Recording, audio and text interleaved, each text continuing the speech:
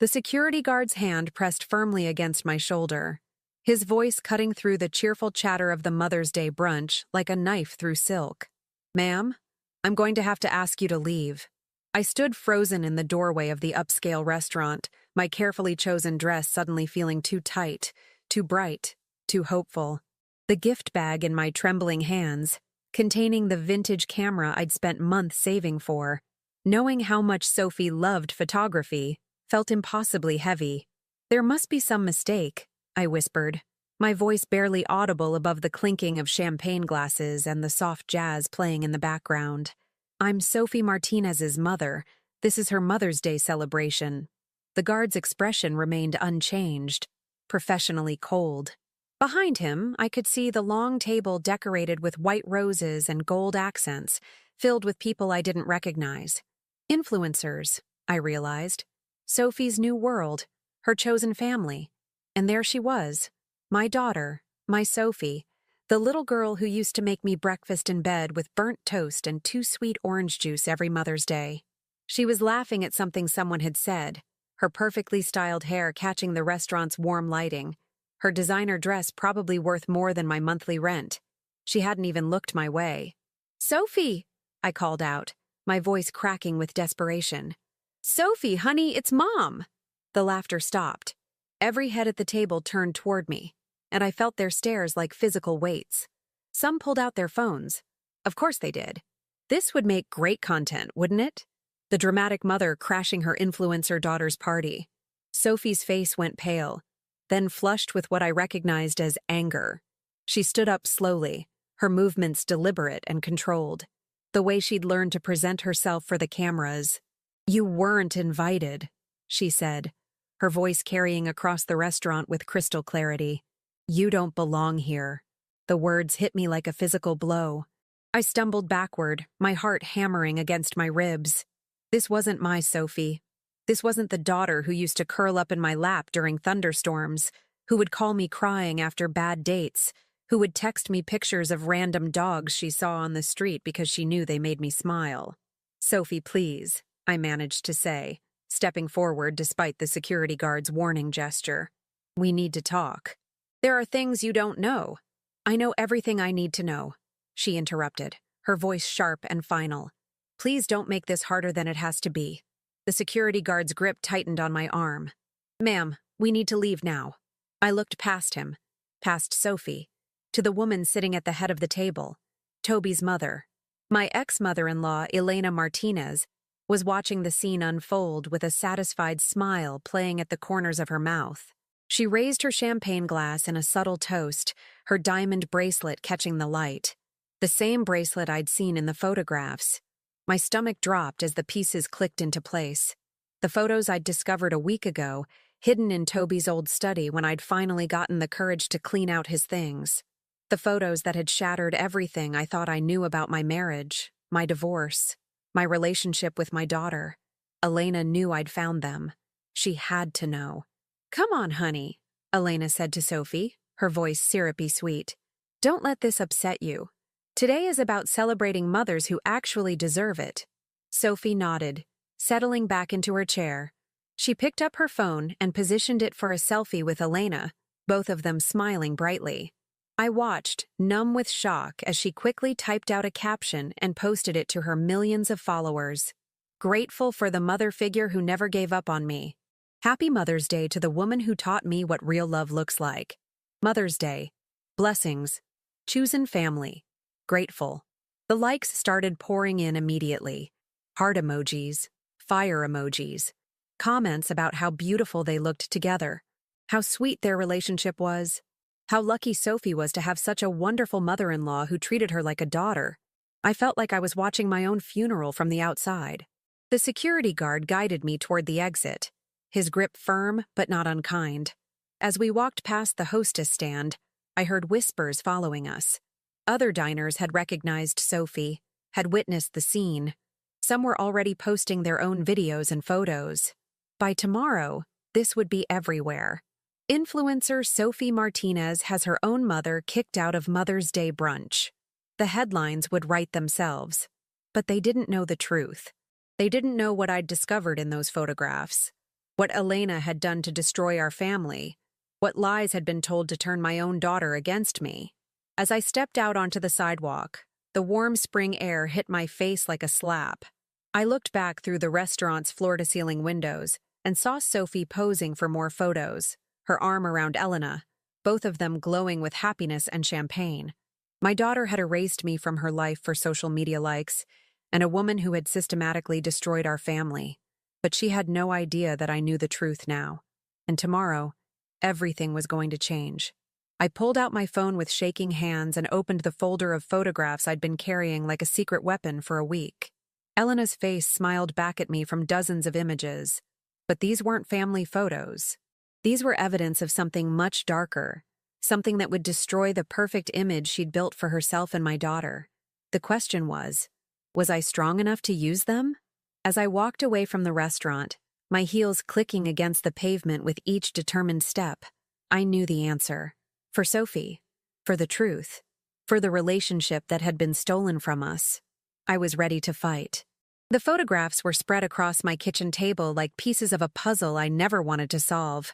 7 days had passed since I'd found them, and I still felt sick every time I looked at them.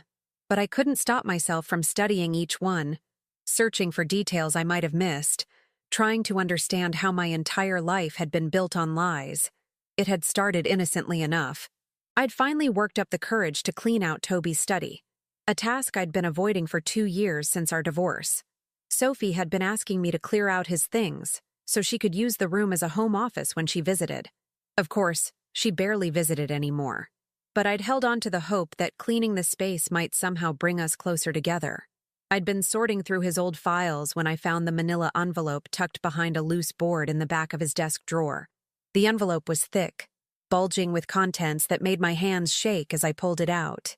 Inside were dozens of photographs, some dating back 15 years. Pictures of Elena, my ex-mother-in-law, in compromising positions with different men. But these weren't just casual encounters. The men were all married, all wealthy, all connected to our social circle. And Elena wasn't just having affairs, she was documenting them. The dates written on the backs of the photos told a story that made my blood run cold. Every major decision in our marriage, every financial struggle, every fight that had driven Toby and me apart, they all aligned with these photographs. But the worst discovery was yet to come. At the bottom of the envelope, I found bank statements. Elena's bank statements, showing regular deposits that coincided with the photographs. Large sums of money from the same men she'd been photographing. She wasn't just having affairs, she was blackmailing them. And she'd been using that money to influence our lives in ways I was only beginning to understand. I picked up one photograph, dated 3 years ago. Elena with Jonathan Walsh, the city councilman whose wife had been my closest friend. The same month this photo was taken, Toby had suddenly insisted we needed to pull Sophie out of public school and send her to the expensive private academy where all the influencer kids went. When I'd protested about the cost, he'd said Elena had offered to help with tuition. Elena's generosity had never been generosity at all. It had been Jonathan Walsh's money, extorted through blackmail, used to buy my daughter's loyalty. I reached for another photo, this one from 5 years ago. Elena with Richard Brennan, the bank president. 2 weeks after this photo was taken, Toby had come home announcing that Richard had personally approved our loan for the house renovation. The renovation that had put us in debt and started our marriage crumbling.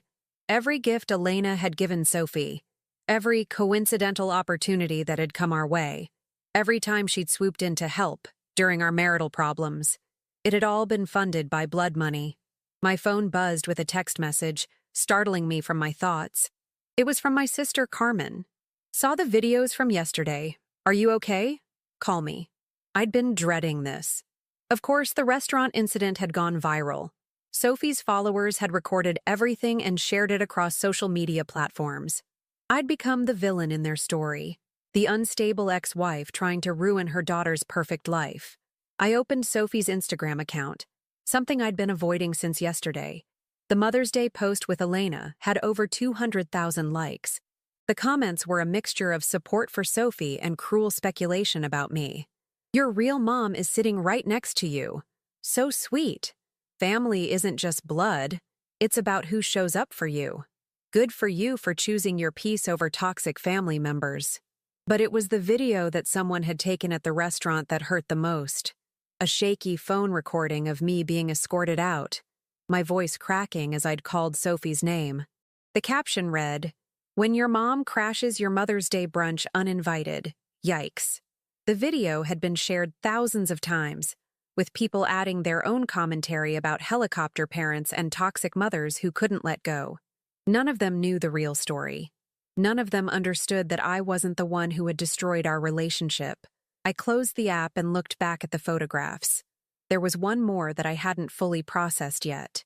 A picture of Elena with David Morrison, the private investigator who'd handled our custody arrangements during the divorce.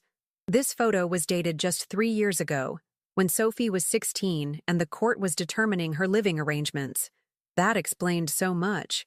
During the custody hearings, David had submitted a report painting me as an unfit mother. He'd claimed I was emotionally unstable, that I'd been having an affair, that I'd been drinking too much. None of it had been true, but the report had been thorough and convincing. Sophie had been allowed to choose where she wanted to live, and she'd chosen her father. Elena had paid David Morrison to destroy my reputation and turn my daughter against me. I stood up from the table, my legs shaky with rage and grief. Everything, absolutely everything, had been orchestrated by Elena. She'd systematically destroyed my marriage, my relationship with my daughter, and my reputation, all while playing the role of the loving grandmother figure. But why? What had I ever done to deserve this level of manipulation and cruelty? My phone rang, interrupting my thoughts. It was an unknown number, but I answered anyway. "Is this Layla Evans?" The voice was male, professional, unfamiliar. "Yes. Who is this?" "My name is Detective James Rodriguez with the Financial Crimes Unit. I'm calling about Elena Martinez. We understand you may have information relevant to our investigation." My heart stopped. Investigation? Mrs. Martinez is being investigated for multiple counts of extortion and fraud. We've been building a case for several months, but we need more evidence. A source suggested you might be able to help us. I sank back into my chair, staring at the photographs spread across my table. What kind of help? "We believe Mrs. Martinez has been systematically blackmailing prominent community members for years. If you have any evidence of her activities, any documentation or photographs, we'd very much like to speak with you." The irony wasn't lost on me. The evidence I'd been planning to use to expose Elena and win back my daughter was exactly what the police needed to put her away. I have some things that might interest you," I said carefully. "Can you come to the station this afternoon? I'd like to discuss this in person." After I hung up, I sat in the silence of my kitchen, surrounded by the evidence of Elena's crimes. In a few hours, I would hand over these photographs to the police, and Elena's world would come crashing down. Sophie would finally see the truth about the woman she'd chosen over her own mother. But would she forgive me for being the one to destroy her perfect new family? Or would this drive her even further away? I picked up the photo of Elena with David Morrison, the private investigator who'd painted me as an unfit mother. She'd stolen 3 years of my relationship with Sophie. 3 years of birthdays, holidays, and daily moments that I could never get back. As I gathered the photographs to take to the police station, my phone buzzed with another notification. Sophie had posted a new video to her story. She was in her apartment, curled up on her designer couch, looking vulnerable and sad. "I know a lot of you saw what happened yesterday," she said to the camera, her voice soft and shaky. "It's really hard when family members can't respect boundaries.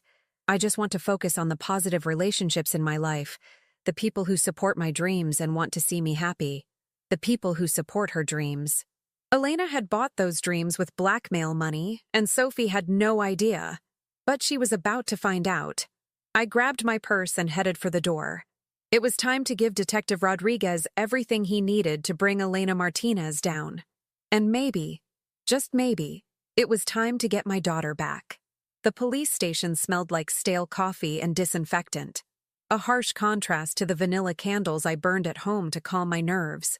Detective Rodriguez was younger than I'd expected, maybe 40, with kind eyes that reminded me of my father.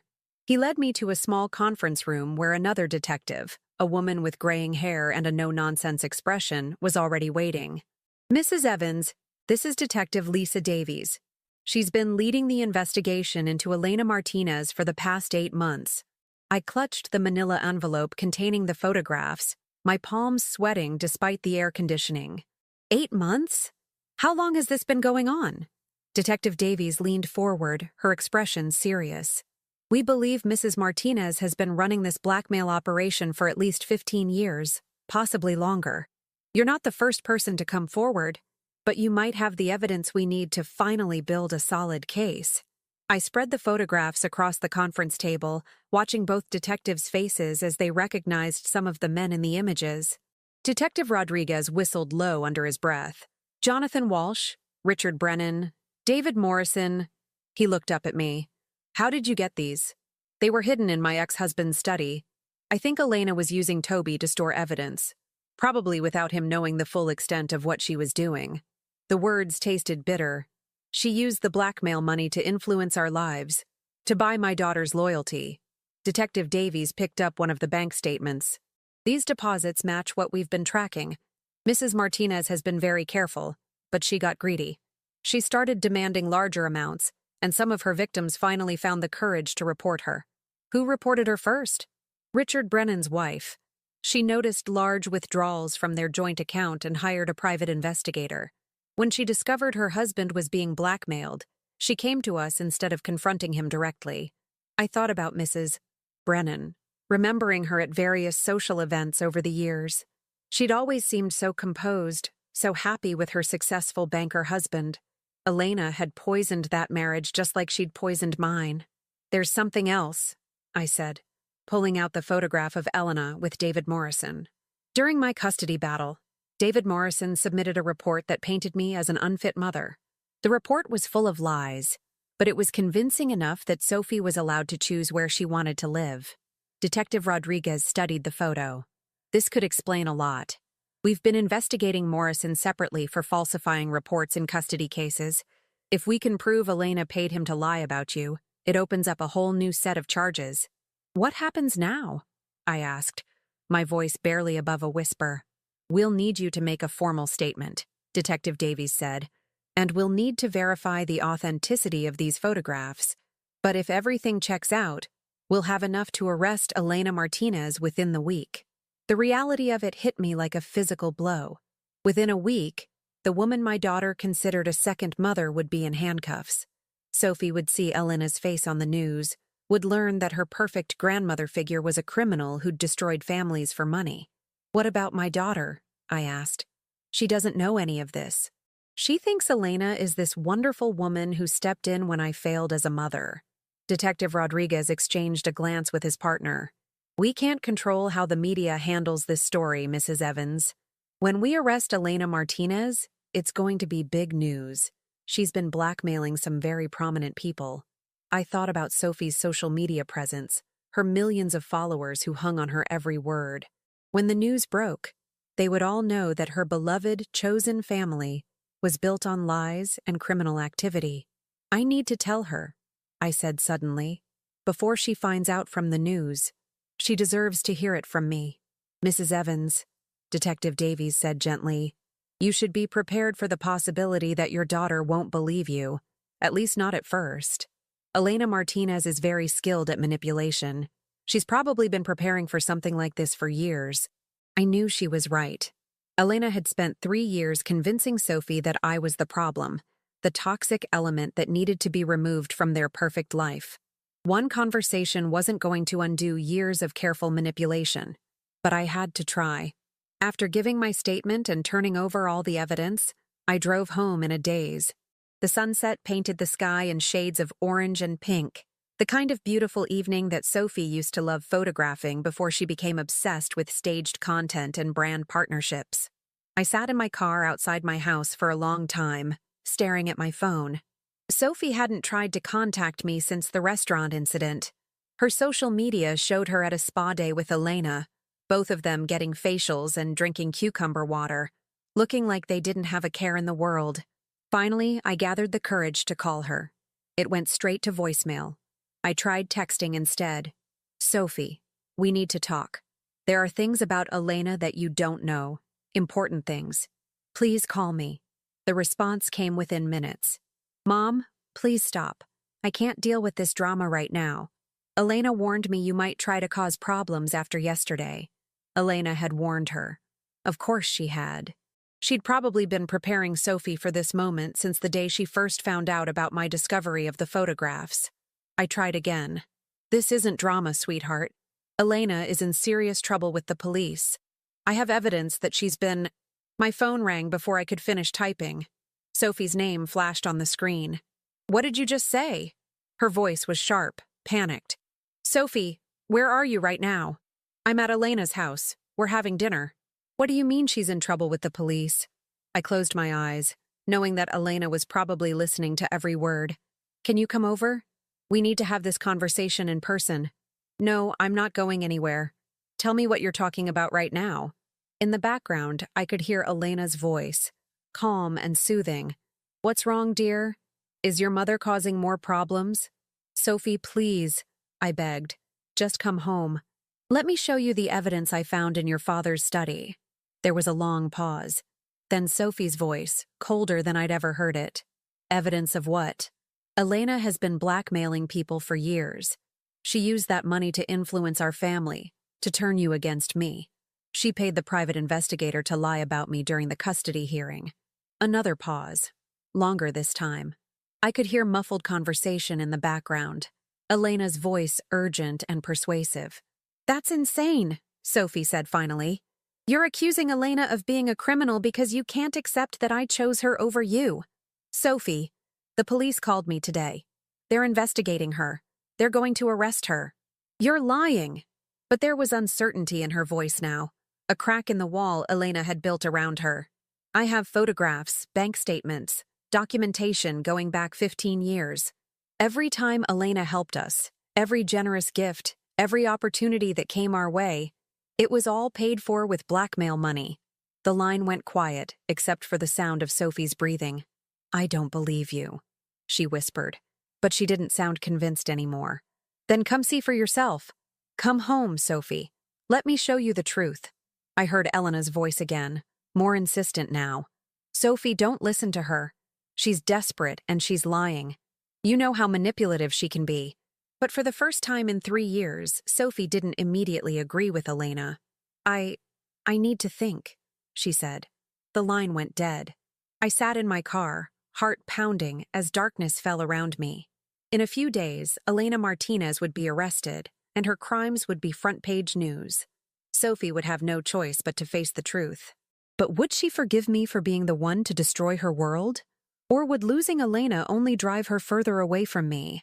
As I finally got out of my car and walked toward my house, I noticed something that made my blood run cold.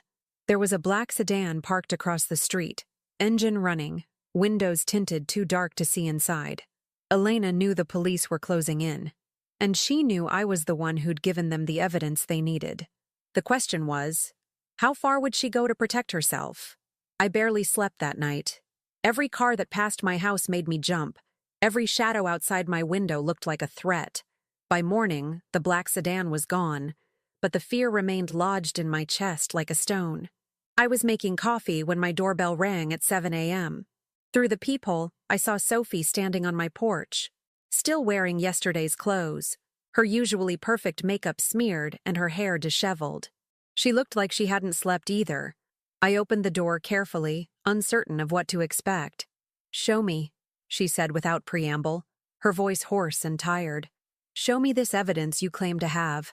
I stepped aside to let her in, noticing how she avoided eye contact. Sophie, are you okay? You look... I'm not okay, she snapped, then caught herself. Sorry, I need to see what you're talking about. I led her to the kitchen where I'd left copies of the most damning photographs and documents spread across the table. Detective Davies had advised me to keep copies before turning everything over to the police. Sophie approached the table slowly, as if the papers might bite her. When she saw the first photograph, Elena with Jonathan Walsh, dated 3 years ago, her face went white. This could be photoshopped, she said, but her voice lacked conviction. Look at the bank statements, I said gently. The deposits match the dates of the photographs. And look at this. I pointed to a deposit from 3 years ago.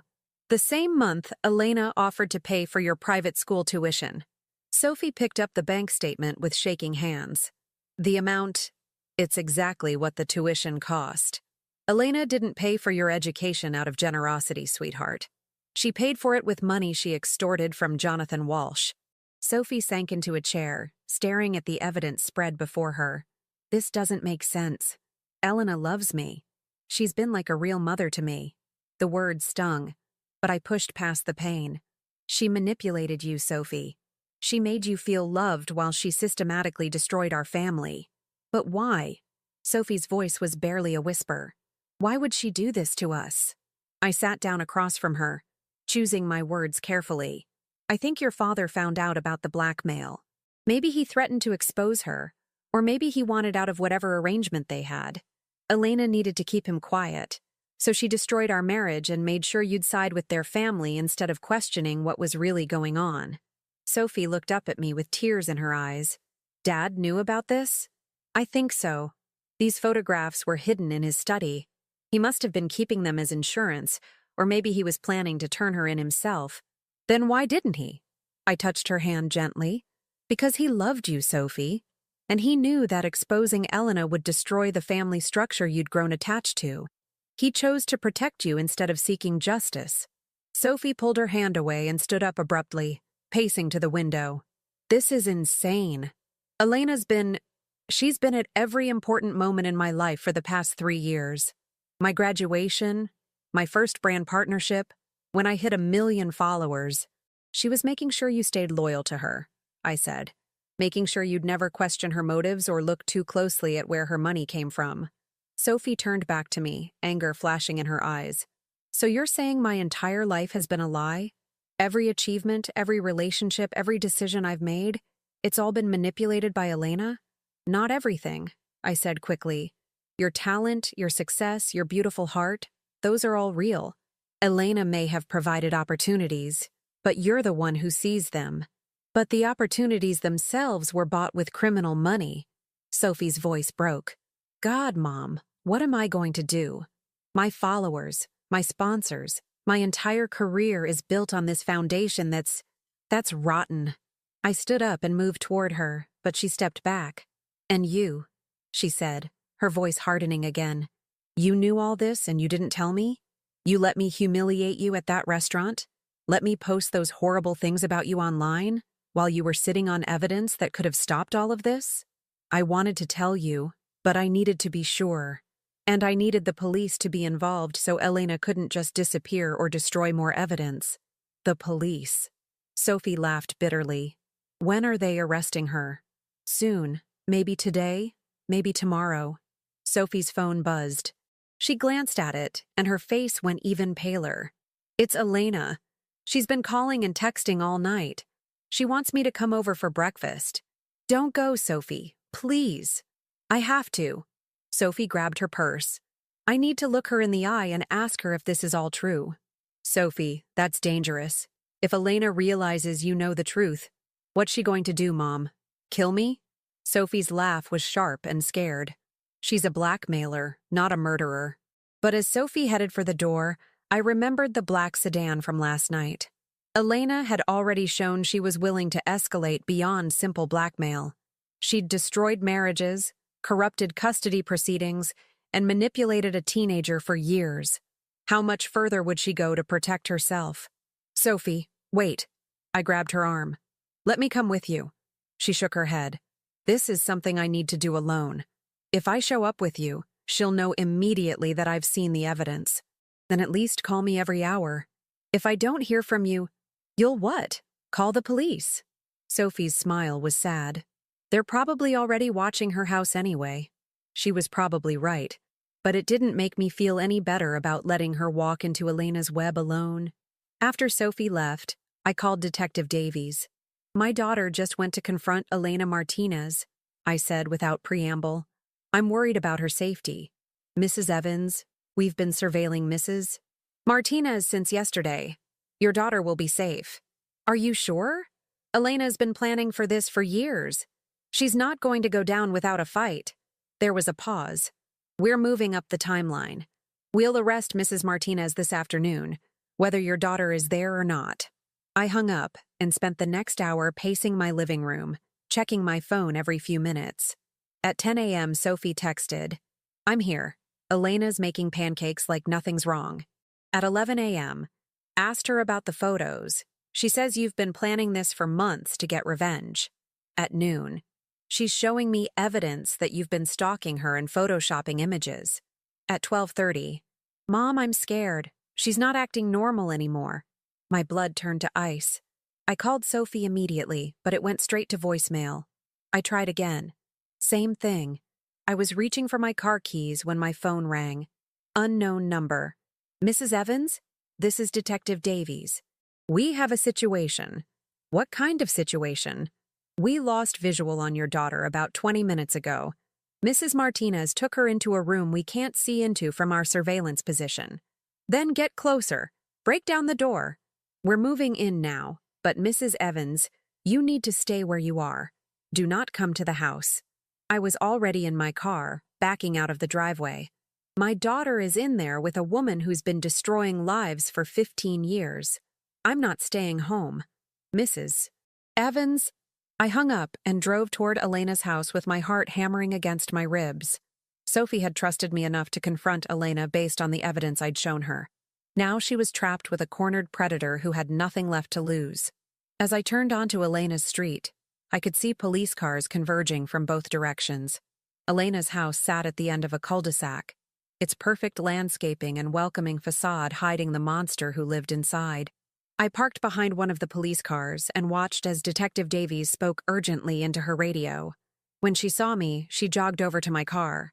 "Mrs. Evans, you shouldn't be here." "What's happening? Where's Sophie?" Detective Davies's expression was grim. "Mrs. Martinez barricaded herself and your daughter in the back bedroom. She's not responding to our calls." Through Elena's front window, I could see movement, shadows passing back and forth. Sophie was in there, trapped with a woman whose carefully constructed world was collapsing around her. And I was the one who had brought it all crashing down. The bullhorn crackled to life, Detective Davies's voice cutting through the suburban quiet.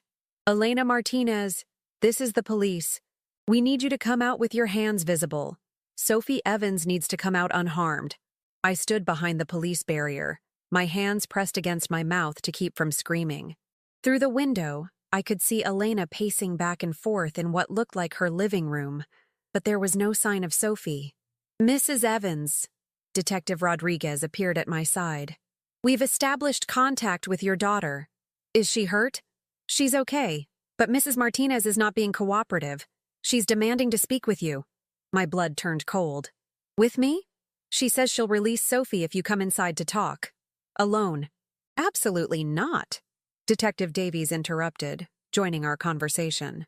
"We don't negotiate with hostage takers, and we certainly don't send civilians into dangerous situations." But I was already moving toward the house. "If Elena wants to talk to me, then that's what we're going to do." "Mrs. Evans, stop." Detective Davies grabbed my arm. "We have trained negotiators. Let us handle this." "Elena doesn't want to negotiate with strangers," I said, pulling free. "She wants to face the person who exposed her. And maybe if I can get close enough to Sophie, I can get her out of there." Through the window, I saw Elena holding up a phone, pointing it toward us. She was recording this, probably planning to live stream her final act of manipulation to Sophie's millions of followers. Detective Davies spoke urgently into her radio, then turned back to me. "If we let you do this, you wear a wire and you follow our instructions exactly. One wrong move, and we're coming in." 5 minutes later, I was walking up Elena's perfectly manicured walkway with a wire hidden under my shirt and an earpiece so small it was virtually invisible. The front door opened before I could knock. Elena stood there looking nothing like the polished, sophisticated woman I'd known for years. Her silver hair was disheveled, her designer clothes wrinkled, and her eyes had the wild look of someone who'd been backed into a corner. "Layla," she said with a smile that didn't reach her eyes. "How good of you to finally visit. Where's Sophie?" "She's safe. Come in, We have so much to discuss. The house that had always seemed warm and welcoming now felt like a trap. Elena led me through the living room, past family photos that I now knew were part of an elaborate facade, into the kitchen where she'd made countless family dinners designed to win Sophie's loyalty. "Would you like some coffee?" Elena asked, her voice unnaturally cheerful. "I just made a fresh pot. I want to see my daughter." "All in good time." Elena poured herself a cup, her hands surprisingly steady. "First, I want to understand why you felt the need to destroy our family." "Our family?" I couldn't keep the anger out of my voice. "You destroyed my family, Elena. You've been destroying families for 15 years. Elena's smile faltered for just a moment. "I gave people what they wanted, Layla. Wealthy men wanted excitement, adventure, something their boring wives couldn't provide. I simply documented those moments for posterity. You blackmailed them. I provided a service. And with the compensation I received, I was able to help people I cared about. Like Sophie, like Toby, even you, though you never appreciated it." The earpiece crackled softly. Detective Davies's voice. "Keep her talking. We're getting into position." "Help us?" I laughed bitterly. "You destroyed my marriage, turned my daughter against me, and had me investigated by a corrupt private detective." "I saved Sophie from you," Elena said, her voice hardening. "You were a broken woman, Layla. Depressed, clingy, holding back a beautiful girl with unlimited potential. Sophie needed someone who could give her the opportunities she deserved. With stolen money. With smart investments." Elena set down her coffee cup. "The source of the money doesn't matter. What matters is what we accomplished with it. Sophie's education, her connections, her career, all of that came from my sacrifices." "Your sacrifices?" The words exploded out of me. "You're talking about blackmail and fraud like they're noble acts." Elena's mask finally slipped completely. "You have no idea what sacrifice means. Do you think it was easy spending years documenting the weaknesses of pathetic men? Playing the role of the perfect grandmother while managing a complex financial operation? I did everything to build a better life for Sophie. And you want to destroy it because you're jealous. I want my daughter back because I love her. You want her back because you can't stand that she chose me over you." "Mom?" Sophie's voice came from the hallway, weak and scared. I turned to see her standing in the doorway, her face pale and her eyes red from crying.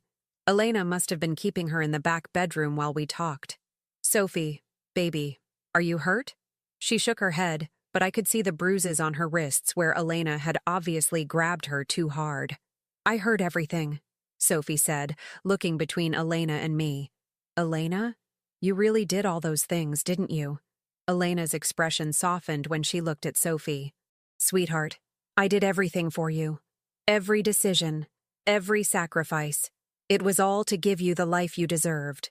By destroying other people's lives?" Sophie's voice was stronger now, angry. "By turning me against my own mother? Your mother was holding you back. My mother loved me." Sophie stepped further into the room. "She made mistakes, but she never lied to me. She never manipulated me. She never used criminal money to buy my affection." Elena's face crumpled. "Sophie, please. We can fix this. We can leave, start over somewhere else.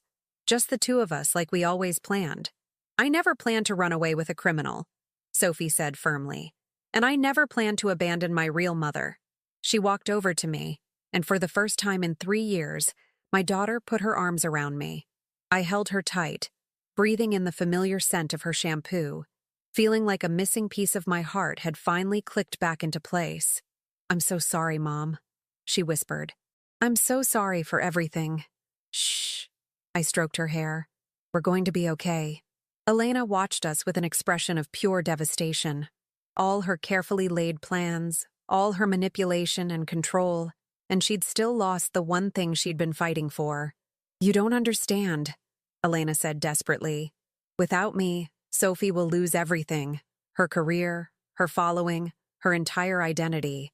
When people find out about the money, about how her success was funded, then I'll start over," Sophie said, pulling away from me to face Elena. "I'll build something real this time, something honest. With my mom's help. The front door burst open and police officers flooded into the house. Elena didn't resist as they placed her in handcuffs. She just kept staring at Sophie with broken eyes. "I loved you," she said as they led her away. "Everything I did was because I loved you." "No," Sophie said quietly. "Everything you did was because you wanted to control me. That's not love." 6 months later, Sophie and I sat in my kitchen, planning her new photography business. She'd lost most of her social media following when the scandal broke, but she'd gained something more valuable: her integrity and her relationship with me.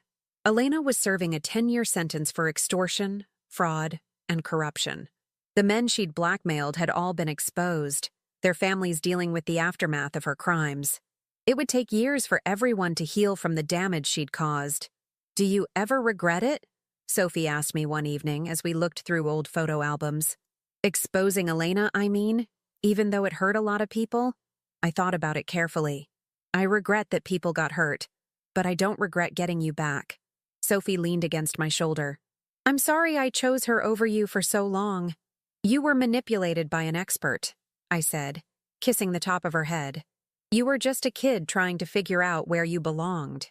"I belong with you," she said simply. "I should have known that all along." Outside, the sun was setting, painting the sky in those beautiful colors that Sophie loved to photograph. But this time, instead of staging a perfect shot for social media, she simply enjoyed the moment with her mother. We had lost 3 years, but we had the rest of our lives to make up for it. And this time, no one could take that away from us.